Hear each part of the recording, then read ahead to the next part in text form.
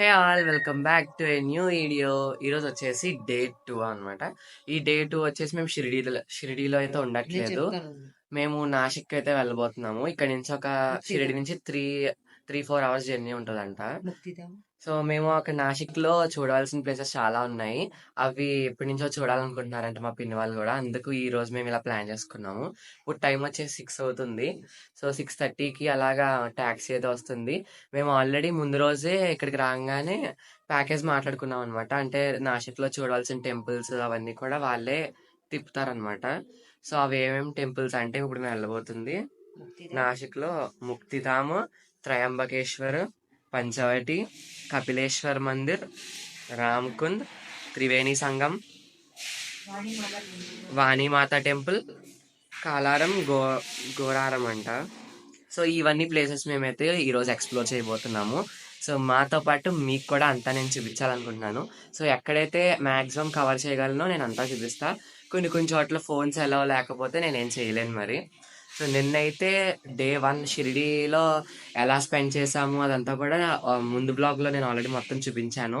ఎవరైనా చూడకపోతే వెంటనే వెళ్ళి చూడండి. అండ్ నిన్నైతే మాకు షిరిడీలో దర్శనం అయితే చాలా బాగా జరిగింది. మేము నిన్న వచ్చేసి 3 దర్శనాలు చేసుకున్నాం. 3 దర్శనాల్లో 2 మెయిన్ దర్శనాలు, ఒకటి వచ్చేసి ముఖ దర్శనం అనమాట. అంటే మేము వచ్చి రాగానే ధూళ్ దర్శనం అని చెప్పాను నేను ఆ వ్లాగ్లో. అదేంటంటే జస్ట్ మనం వచ్చి రాగానే షిరిడీకి డ్రెస్ అవి చేంజ్ చేసుకోకుండా, కాళ్ళు కూడా కడుక్కోకుండా ఎలాగైతే వచ్చామో సేమ్ అలాగే బాబా గారిని దర్శించుకోవాలన్నమాట. అండ్ ఇంకో మిరాకిల్ ఏంటంటే మాకు 200 రూపీస్ పెయిడ్ దర్శనానికి వెళ్ళినప్పుడు దర్శనం అయిపోయాక దగ్గరికి వెళ్తాం కదా బాబా గారి దగ్గరికి. అక్కడికి వెళ్ళి వచ్చేసాక మధ్యలో కొంచెం గ్యాప్ ఉంటుంది. ఆ స్పేస్లోనే మేము చాలా ఒక 15-20 మినిట్స్ అక్కడే స్పెండ్ చేసామన్నమాట. పోలీసులు వాళ్ళు వెళ్ళండి అన్నా సరే అంతలాగా ఎక్కువ తొయ్యలేదు అనమాట మమ్మల్ని. సో అక్కడే మేము సైడ్కి నుంచి అలా బాబా గారిని చూస్తూ చాలాసేపు స్పెండ్ చేసామన్నమాట టైము. ఇదైతే నాకు మర్చిపోలేని ఎక్స్పీరియన్స్ అనమాట. చాలా హ్యాపీగా ఉంది నిన్న. ఇప్పుడు మేము ఫస్ట్ వెళ్ళబోయే టెంపుల్ వచ్చేసి వాణిమాత టెంపుల్. ఇందాక నేను మీకు లిస్ట్లో చెప్పాను కదా, ఆ పేరులో ఇదైతే ఉండదు. ఎందుకంటే వీళ్ళు ఈ ప్యాకేజ్లో నాసిక్ దర్శన్ ప్యాకేజ్లో ఈ వాణిమాత టెంపుల్ని ఇంక్లూడ్ చేయరు. సో మనం సపరేట్గా అడిగితే కొంచెం ఎక్స్ట్రా కాస్ట్ యాడ్ చేసి మనకి అది కూడా చూపిస్తారనమాట. సో ఈ వాణిమాత టెంపుల్ ఏంటంటే సప్త శృంగేరి పీఠాల్లో ఒక పీఠం అంట. సో ఫస్ట్ మేము అక్కడికి వెళ్ళబోతున్నాము ఇప్పుడు వాణిమాత టెంపుల్కి. అండ్ మేము ఇప్పుడు గ్రౌండ్ ఫ్లోర్కి వచ్చాము రిసెప్షన్ దగ్గరికి. అక్కడ రిసెప్షన్ ఉంది కదా, ఆ రిసెప్షన్లో రూమ్ ఎక్స్టెన్షన్ పేపర్ మేము ఇవ్వాలన్నమాట. అంటే మాకు ఏ రోజుకి ఆ రోజే నైట్ మేము మళ్ళీ ఇచ్చేయాలన్నమాట వాళ్ళకి రూమ్ ఎక్స్టెన్షన్ పేపర్. అప్పుడే మాకు నెక్స్ట్ రోజు కూడా ఉండడానికి ఉంటుంది, లేదంటే వేరే వాళ్ళకి ఇచ్చేస్తారు మా రూమ్ని. సో ఇలా ప్రతిరోజు వెళ్ళే ముందు మేము రూమ్ ఎక్స్టెన్షన్ పేపర్ ఇచ్చేసి వెళ్తే మా రూమ్ అలాగే ఉంటుంది. ఇక్కడ చూడండి బాబా గారి పెయింటింగ్ చాలా బాగుంది.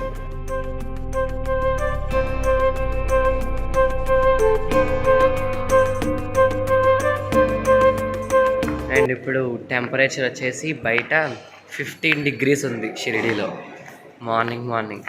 సో చాలా చలిగా ఉంది అనమాట బయట.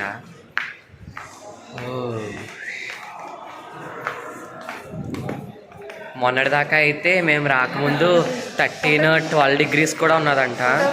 ఇప్పుడు కొంచెం తగ్గుతుంది, పెరుగుతుంది. ఇప్పుడు మేము మార్నింగ్ బ్రేక్ఫాస్ట్కి ఎక్కడైనా హోటల్స్ ఓపెన్ అయినాయేమో అని చూస్తున్నాము. ఇది ఓపెన్లోనే ఉంది, మరి చూద్దాం ఇక్కడ ఉన్నాయో లేవో. తినేసాక బయలుదేరతామని.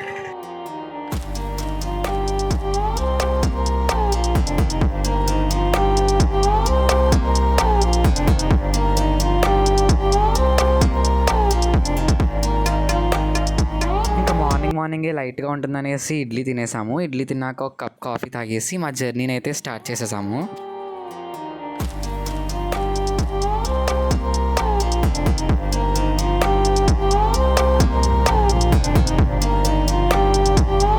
అండ్ నాకు ఎందుకో తెలీదు, నా చిన్నప్పటి నుంచి నేను కార్ ఎక్కినప్పుడల్లా కూడా నాకు కడుపులో అయితే తిప్పేస్తుంది అనమాట. సో ఇంకా ఈ జర్నీలో కూడా నాకు అలాగే కడుపులో మొత్తం అంతా తిప్పేసింది. అండ్ నాకు దారిలో వామిటింగ్ కూడా అయిపోయింది. సో దానివల్ల ఇంకా నేను మధ్యలో సీనరీస్ అయితే చాలా బాగున్నాయి జర్నీలో, అవన్నీ తీద్దాం అనుకున్నా సరే ఇంకా నాకు కొంచెం ఇరిటేషన్గా ఉండి అవేమీ తీయలేకపోయాను. ఇక్కడ అసలు వ్యూ చూడండి ఎంత బాగుందో అసలు, మొత్తం చుట్టూ కొండలతోటి. చూపిస్తా మీకు మొత్తం. అంత మంచు ఎక్కువ ఉందన్నమాట, దానివల్ల ఎక్కువగా కనిపించట్లేదు. మీకు చూపిస్తా మ్యాక్సిమం. చూడండి చుట్టూ కొండలే. చాలా బాగుందన్నమాట ఈ లొకేషన్. మేము వెళ్ళిన గుడి వచ్చేసి కొండపైన చాలా ఎత్తుగా ఉన్నదనమాట. సో అక్కడి నుంచి ఇంకా వ్యూ మాత్రం అదిరిపోయింది. మార్నింగే అయితే ఇక్కడ మొత్తం అంతా కూడా క్లౌడ్స్ ఉంటాయంట. ఎర్లీ మార్నింగ్ వస్తే క్లౌడ్స్ కనబడతాయంట మొత్తం. ఆ వ్యూ అయితే ఇంకా చాలా బాగుంటుంది. అక్కడ మీకు కొండ మధ్యలో గుడి కనిపిస్తుంది చూడండి, అదనమాట మెయిన్ టెంపుల్. సో ఇక్కడ ఇంకో పెద్ద కొండ ఉన్నది చూడండి. మేము వచ్చిందే చాలా హైట్కి వచ్చామంటే ఇంకా పెద్ద కొండ ఉన్నదనమాట. ఆ గుడి కొండకి పక్కనే ఇలాగా కాంప్లెక్స్ లాగా ఉంటుందన్నమాట. ఆ కాంప్లెక్స్లో ఏంటంటే మనం ఆ గుడి పైకి వెళ్ళాలంటే కన్ఫామ్గా మనం రోప్ వే ద్వారానే వెళ్ళాలి. సో ఆ రోప్ వేకి సంబంధించిన టికెట్స్ అయితే ఈ కాంప్లెక్స్లో అమ్ముతారు. మనం అక్కడ టికెట్స్ తీసుకుని ఈ కాంప్లెక్స్లోంచి మనం ఆ గుడికి అయితే స్టార్ట్ అవ్వాలి. అది రోప్ వే కాదు, అందరూ అక్కడ రోప్ వే అంటున్నారు, కానీ అది సంథింగ్ ట్రామ్ లాగా అలా ఉన్నదన్నమాట. ఇంకా మనం అలా కాంప్లెక్స్ లోపలికి ఎంటర్ అవ్వగానే ఇలా షాప్స్ అన్నీ ఉంటాయన్నమాట. స్టోర్స్ అన్నీ ఉంటాయి ఇక్కడ. హ్యాండ్ బ్యాగ్స్ అని, జ్యువెలరీస్ అని చాలా ఉంటాయి. ఇవన్నీ చూసుకుంటూ మనం అలా టికెట్ కౌంటర్ దగ్గరికి అయితే వెళ్ళిపోవాలి. అండ్ ఇక్కడ ఒక చిన్నది మినీ 3D మోడల్ లాంటిది ఏదో పెట్టారనమాట. ఇదేంటంటే ఈ గుడికి చుట్టూ ఉన్న కాంప్లెక్స్ బిల్డింగ్, పార్క్స్ అవన్నీ ఎలా ఉంటాయి అనేసి ఒక 3D మోడల్ లాగా చేసి అక్కడ పెట్టారనమాట అందరు చూడడానికి. చూడండి ఎంత పెద్దగా ఉందో కొండ. అండ్ అక్కడ మీకు కనిపిస్తుంది చూడండి, ఆ గుడికి మధ్యలో అదే అనమాట ట్రామ్. ఆ ట్రామ్ ద్వారానే మనం వెళ్ళాలి. అండ్ లోపల ఒక ఫుడ్ కోర్ట్ కూడా ఉన్నది. ఇక్కడ ఫుడ్ కోర్ట్లో ఏంటంటే ఇలా ప్లేట్స్లో వాళ్ళు ఇలా పెట్టేసి చూపిస్తున్నారనమాట. అంటే అది ఒక షో పీస్ లాంటిది అనమాట. సో వాళ్ళు చేసే టిఫిన్ ఇలా ఉంటుందనేసి అవన్నీ కూడా షో పీస్ లాగా బయట అయితే పెట్టారనమాట. ప్రతి స్టోర్కి ముందు అలాగే ఉన్నది. అక్కడ మనం టికెట్ తీసుకున్న తర్వాత ఇక్కడ టికెట్ని వెరిఫై చేసి టికెట్ని ఆ మిషన్ దగ్గర స్కాన్ చేస్తే గేట్ అయితే ఓపెన్ అవుతుంది. సో అలా ఒకరి తర్వాత ఒకరు వెళ్ళిపోవచ్చు. అక్కడ నుంచి కొంచెం ఎదురుకు వస్తే ఇక్కడ మనం చెప్పులు పెట్టుకోవడానికి షూ స్టాండ్ అయితే ఉంది. ఇక్కడ మనం చెప్పులు పెట్టుకుని గుడికి అయితే స్టార్ట్ అయిపోవచ్చు. చూడండి అక్కడ మధ్యలో ఒక ట్రైన్ లాగా ఉంది కదా, అదే అనమాట ట్రామ్. సో పైకి వెళ్తుంది కదా, మనల్ని ఈ ట్రామ్ వచ్చేసి పైకి గుడి దగ్గరికి తీసుకెళ్తుంది, మళ్ళీ గుడి దగ్గర నుంచి కిందకి తీసుకొస్తుంది. ఇలా మనం ఎన్నిసార్లు అయినా పైకి కిందకి అప్ అండ్ డౌన్ ట్రామ్లో అయితే మనం తిరగచ్చు. కాకపోతే ఒక్కసారి కనుక మీరు స్టేషన్ దాటి బయటికి వెళ్తే ఇంకా మళ్ళీ లోపలికి అయితే రానివ్వరు అనమాట. సో స్టేషన్లో ఉన్నంతసేపు మీరు ఎన్నిసార్లు అయినా పైకి కిందకి తిరగచ్చు అనమాట. కానీ ఈ ఐడియా అయితే చాలా బాగుందన్నమాట. ఒక కొండ మీద ఇలా ట్రామ్ లాగా కట్టి ఒక ట్రాక్ అది వేసి చాలా బాగా చేశారు. చూడండి ఇప్పుడు మేము వెళ్ళబోయే ట్రైన్ అయితే వచ్చేస్తుంది పైనుంచి కిందకి. సో ఇప్పుడు మేము ఇదే ట్రైన్లో అయితే పైకి అయితే వెళ్ళబోతున్నాం. మళ్ళీ మీరు షిరిడీకి వచ్చినప్పుడు మాత్రం ఈ టెంపుల్ని విజిట్ చేయడం మాత్రం అస్సలు మర్చిపోకండి. ఇది వాళ్ళ ప్యాకేజ్లో అయితే ఇంక్లూడ్ చేయరు, మీరు స్పెషల్గా అడిగి అయితే పెట్టించుకోవాలి. కానీ ఈ టెంపుల్ మాత్రం నాకు చాలా బాగా నచ్చేసింది అనమాట. ఎందుకంటే చాలా ఎంజాయ్ చేయొచ్చు అనమాట ఈ గుడికి వచ్చినప్పుడు. ఇలా ట్రామ్ అని ఆ కొండలు వ్యూ అంతా కూడా చాలా బాగుంది. ఈ ట్రామ్కి both left and right side కూడా డోర్స్ అయితే ఉంటాయి. మనం ఎక్కినప్పుడైతే రైట్ సైడ్ నుంచి ఎక్కాలి అండ్ దిగినప్పుడైతే లెఫ్ట్ సైడ్ నుంచి దిగాలి. ఈ డోర్స్ వచ్చేసి ఆటోమేటిక్ అనమాట. ఆటోమేటిక్ ఓపెన్ అండ్ క్లోజ్ అయితే అయిపోతాయి. చూడండి ఇలాగ కంపార్ట్మెంట్ వైజ్గా మనకి సిట్టింగ్ అయితే ఉంటుందన్నమాట ఈ ట్రామ్లో. ఇంకా అలా మా ట్రైన్ అయితే స్టార్ట్ అయిపోయింది. మెల్లమెల్లగా పైకి అయితే వెళ్తుంది. పైకి వెళ్ళే కొద్దిగా వ్యూ అయితే చాలా చాలా బాగుందన్నమాట. అదొక మర్చిపోలేని ఎక్స్పీరియన్స్ అనమాట ఇదంతా కూడా.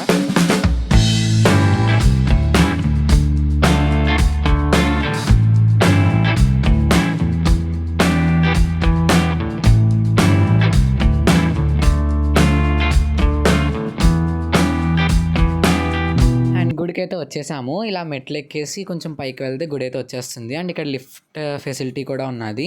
ఇంతలోగా మీకు ఏరియల్ వ్యూ అయితే చూపిస్తాను. ఈ గుడి మొత్తం చుట్టూ పైనుంచి చూస్తే ఎలా ఉంటుందో.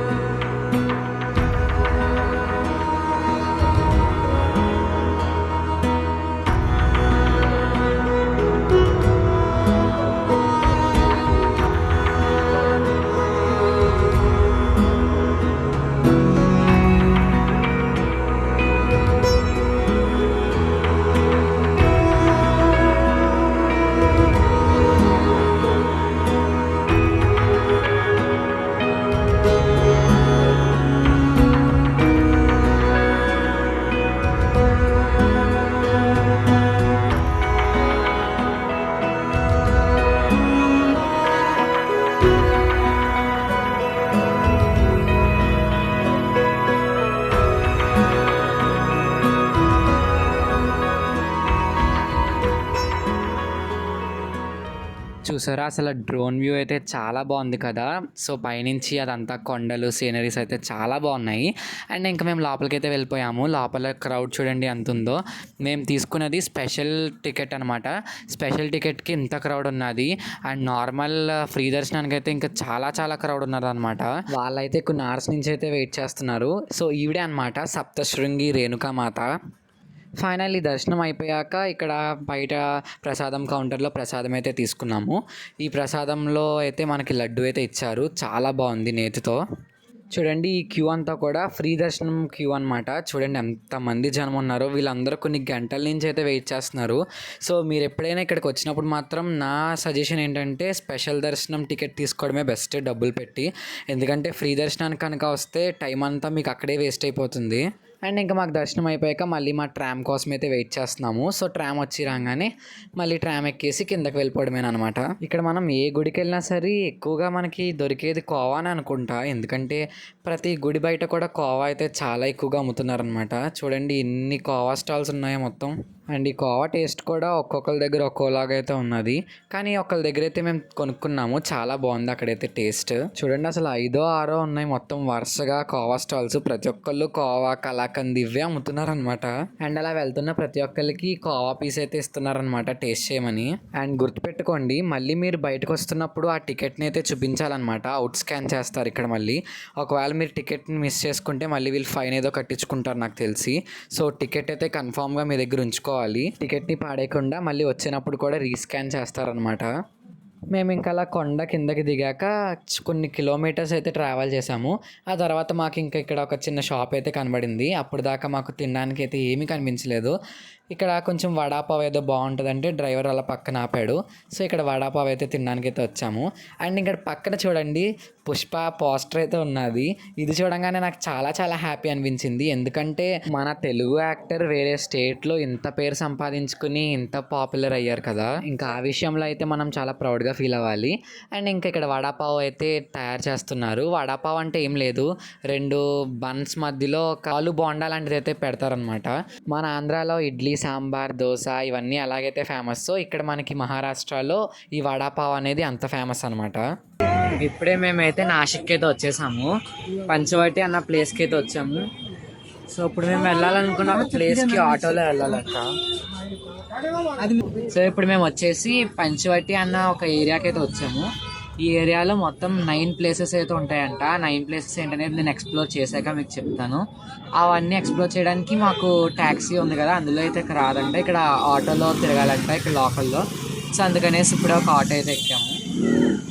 అండ్ ఇక్కడ ఇంకో స్పెషాలిటీ ఏంటంటే మహారాష్ట్రలో సంక్రాంతి అనేది పబ్లిక్ హాలిడే అంట. సో ఇక్కడ ఎవరు జరుపుకోరు మనలాగా అంత సంక్రాంతి, కానీ ఇక్కడ పబ్లిక్ హాలిడే.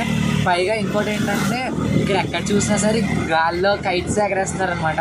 మన ఆంధ్రాలో కూడా అన్ని కైట్స్ ఉండవేమో గాల్లో. ఇందాక ఒక ప్లేస్ చూసాను నేను, ఆ ప్లేస్లో మొత్తం అన్ని కైట్స్ అనమాట, బాగా ఎగరేస్తున్నారు ఇక్కడ. ఇప్పుడు ఈ మెయిన్ పంచవటి ఏంటంటే మన రామాయణంలో రాముడు లక్ష్మణుడు అందరూ కూడా నివసిస్తారు కదా ఒక ప్లేస్లో, ఆ ప్లేస్ అనమాట పంచవటి అంటే. సో ఇక్కడ ఇప్పుడు నేను ఒక ప్లేస్ చూపిస్తాను, అందులోనే సీతాపహరణ జరిగిందంట.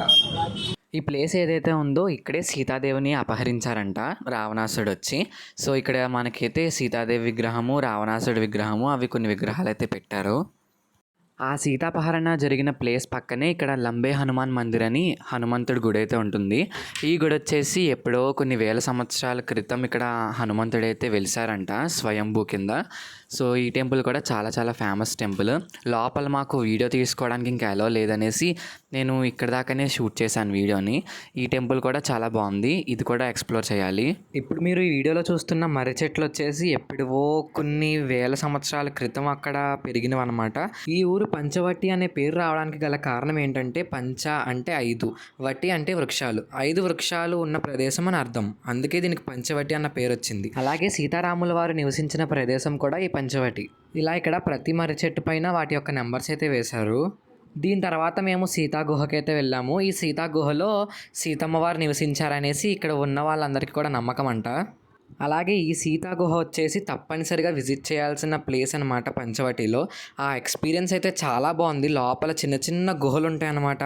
అందులో కరెక్ట్గా ఒక మనిషి పట్టే సైజే ఉంటుంది. అందులో దూరుకుంటూ మనం లోపల ప్లేస్ అంతా కూడా ఎక్స్ప్లోర్ చేస్తాము. ఆ ప్లేస్ అయితే అసలు నాకైతే చాలా చాలా బాగా అనిపించింది. ఇంకా అక్కడ మార్కెట్లో ఇలాంటి కొత్త కొత్త ఫుడ్ ఐటమ్స్ చాలా ఉన్నాయన్నమాట. రాగితో చేసిన మరమరాలని, ఇలా సిరిధాన్యాలతో చేసిన మరమరాలు చాలా ఉన్నాయన్నమాట కొత్తగా. సో అలాంటివి మాకు టేస్ట్ చూద్దామనేసి టేస్ట్ చేసాము. చాలా బాగా అనిపించింది. అందుకనేసి మేము ఒక 2 ప్యాకెట్స్ 3 ప్యాకెట్స్ తీసుకున్నాము ఇంటికి. మేము ఆ తర్వాత కాలారాం మందిర్కి అయితే వెళ్ళాము. ఈ కాలారాం మందిర్ వచ్చేసి పంచవటి అన్న ప్లేస్లోనే ఒక ఫేమస్ టెంపుల్ అండ్ తప్పనిసరిగా విజిట్ చేయాల్సిన టెంపుల్ అనమాట ఇది. ఈ టెంపుల్లో శ్రీరాముని విగ్రహం వచ్చేసి నల్లరాతితో తయారు చేశారు. అందుకే దీనికి కాలారాం అనే పేరు వచ్చింది.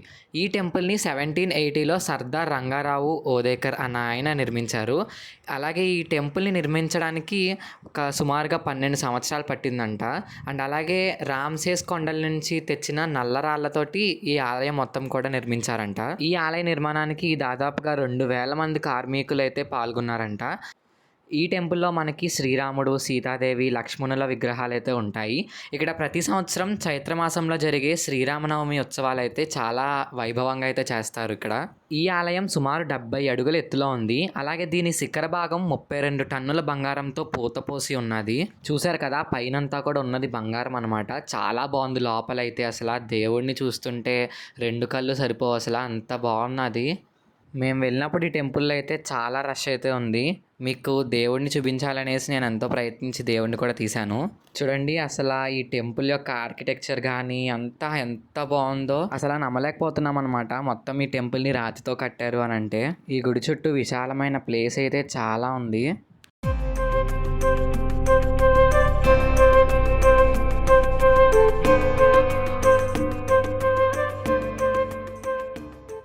ఆ తర్వాత మేము త్రివేణి సంగమంకి అయితే వెళ్ళాము. ఇది వచ్చేసి నాసిక్లో పంచవటి అనే ప్లేస్లో చాలా చాలా ఫేమస్ ప్లేస్ అనమాట. తప్పనిసరిగా విజిట్ చేయాల్సిన ప్లేస్. ఈ ప్లేస్లో మనకి గోదావరి, అరకంటక, వితస్త అనే ఈ 3 నదులు కూడా కలుస్తాయన్నమాట ఈ ప్లేస్లో. అందుకే దీన్ని త్రివేణి సంగమం అని అంటారు. ఈ త్రివేణి సంగమంలో స్నానం చేస్తే పాపాలన్నీ నశిస్తాయని, ముక్తి లభిస్తుందని ఇక్కడ ఉన్న వాళ్ళందరికీ కూడా నమ్మకం. అలాగే ఇది కుంభమేళా జరిగే 4 ప్రధానమైన స్థలాల్లో ఒకటి. ఆ తర్వాత మేము ఈ అర్ధనారీశ్వర్ టెంపుల్కి అయితే వెళ్ళాము. ఈ టెంపుల్లో ఏంటంటే ఇక్కడ అర్ధనారీశ్వర స్వరూపం అంటే శివుడు మరియు పార్వతీదేవి ఇద్దరు కలిసి ఉన్న రూపం అయితే ఉంటుందన్నమాట. ఇక్కడ ఈ పంచవటిలో మనం తిరగాల్సిన ప్లేసెస్ అన్నీ కూడా దగ్గరగానే ఉంటాయి. నడుచుకుంటూ లేదంటే ఆటోకైనా వెళ్ళిపోవచ్చు. అండ్ ఇక్కడ ఏ గుడికి వెళ్ళినా బొట్లు మాత్రం బాగా పెడుతున్నారు. పెద్ద పెద్ద బొట్లు అయితే పెట్టేస్తున్నారు. ఆ తర్వాత మేము కపిలేశ్వర్ మందిర్కి అయితే వెళ్ళాము. ఈ కపిలేశ్వర్ మందిర్ కూడా చాలా ఫేమస్ టెంపుల్ అనమాట పంచవటిలో. ఈ టెంపుల్ వచ్చేసి కొంచెం పైన అయితే ఉంటుంది. మనం మెట్ల ద్వారా పైకైతే వెళ్ళాలి గుడికి. ఈ స్థలంలో కపిల మహర్షి తపస్సు చేసినట్లు పురాణాల్లో చెప్తారు. అందుకే ఈ టెంపుల్కి కపిలేశ్వర్ మందిర్ అన్న పేరైతే వచ్చింది. ఇక్కడున్న శివలింగం స్వయంభూగా భావిస్తారు. సాధారణంగా ప్రతి శివాలయాల్లో శివలింగం ఎదురుగా నంది అయితే ఉంటుంది. కానీ ఈ టెంపుల్లో అయితే నంది అయితే ఉండదు. ఇలాంటివి చాలా అరుదుగా ఉంటాయన్నమాట టెంపుల్స్. ఇది కూడా తప్పనిసరిగా విజిట్ చేయాల్సిన temple.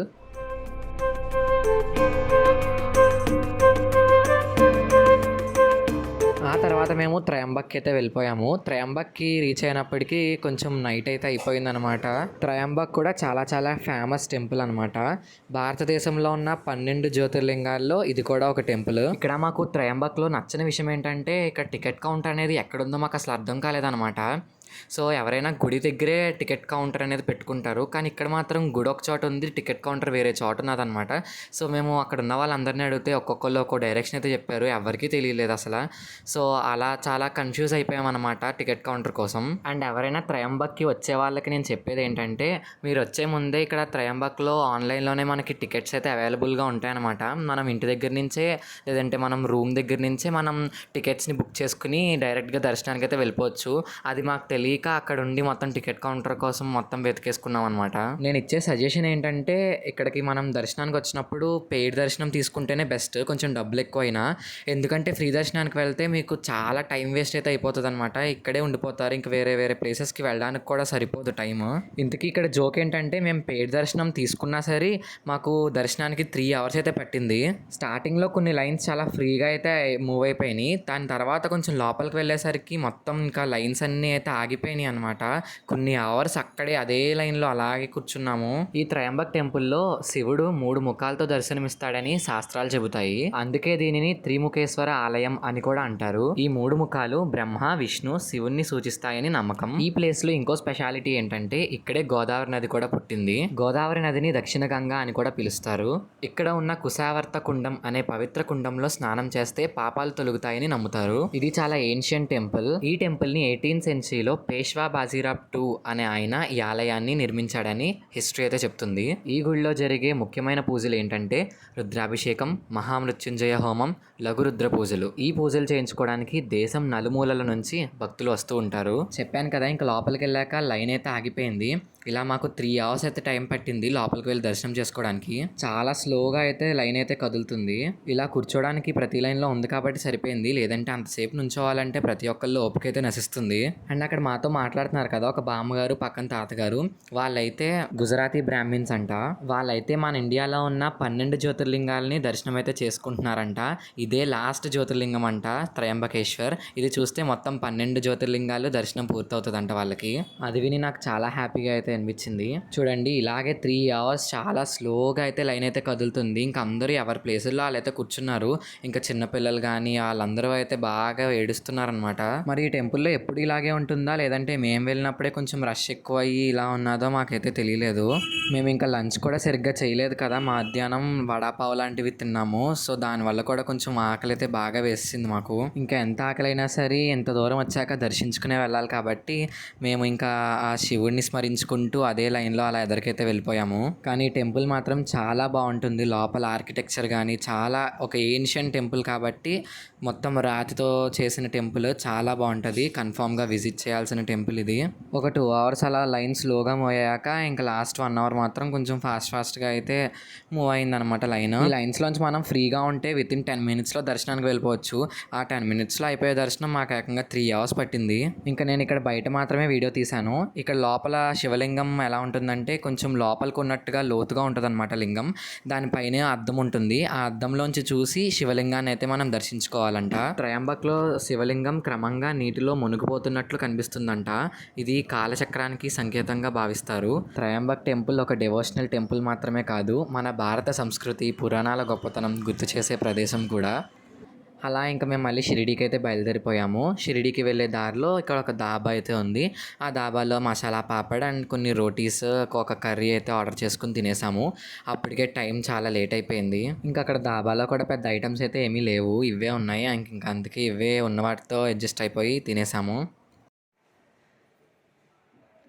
Hey all, good morning. It's a day 3 అయితే ఇంక ఉండట్లేదు షిరిడీలో. షిరిడీ నుంచి మా ఇంటికి వెళ్ళిపోతున్నాం మళ్ళీ. సో ఆల్రెడీ మొత్తం మా బ్యాగ్స్ అన్నీ కూడా ప్యాక్ చేసేసుకున్నాము. అంతా ఆల్ సెట్ అనమాట ఇంక మళ్ళీ తిరిగి ప్రయాణానికి. మళ్ళీ ఈరోజు ఇందాకే దర్శనం అయితే చేసుకున్నాం అనమాట బాబా గారి దగ్గరికి వెళ్ళి. మార్నింగ్ దర్శనం కూడా చాలా బాగా జరిగింది. మేము మళ్ళీ మొన్నట్లాగానే ఒక 15 minutes దాకా అక్కడే బాబా గారిని చూస్తూ మళ్ళీ ఉన్నాము. చాలా హ్యాపీగా ఉంది. అండ్ మా 2 days ట్రిప్ కూడా చాలా బాగా జరిగింది. ఫస్ట్ డే వచ్చేసి షిరిడీలోనే స్పెండ్ చేస్తాం మొత్తం. సెకండ్ డే వచ్చేసి నాసిక్, త్రయంబక్ అండ్ వాణిమాత టెంపుల్ ఇవన్నీ కవర్ చేసాము, పంచవటి. సో ఇవన్నీ కూడా చాలా చాలా బాగా జరిగినాయి. త్రయంబక్లోనే కొంచెం లేట్ అయింది నిన్న. అండ్ అవి నేను చెప్పాను ఎందుకు లేట్ అయింది అనేసి. ఎవరైనా వెళ్ళే వాళ్ళు ప్లాన్ చేసుకుంటే కొంచెం ఆ వీడియో చూడండి, కొంచెం హెల్ప్ అవుతుంది అనమాట మీకు. అండ్ ఇంకా ఈరోజు వచ్చేసి మేము లాసూర్ అని షిరిడీకి ఒక 1 hour డిస్టెన్స్లో ఉంటుంది. లాసూర్ వెళ్ళి ఎక్కాలన్నమాట. సేమ్ మళ్ళీ వచ్చేటప్పుడు ఎలాగైతే విజయవాడలో ట్రైన్ మారామో అలాగే లాసూర్ నుంచి ఎక్కుతాం కదా, మళ్ళీ విజయవాడలో ట్రైన్ మారి ఇప్పుడు రాజమండ్రిలో దిగిపోతున్నాం అనమాట. సంక్రాంతికి మా అమ్మమ్మ వాళ్ళ ఇంటికి వెళ్ళలేదు కాబట్టి రాజమండ్రిలో ఉంటారు మా అమ్మమ్మ వాళ్ళు, అక్కడ దిగుతాం అంతే.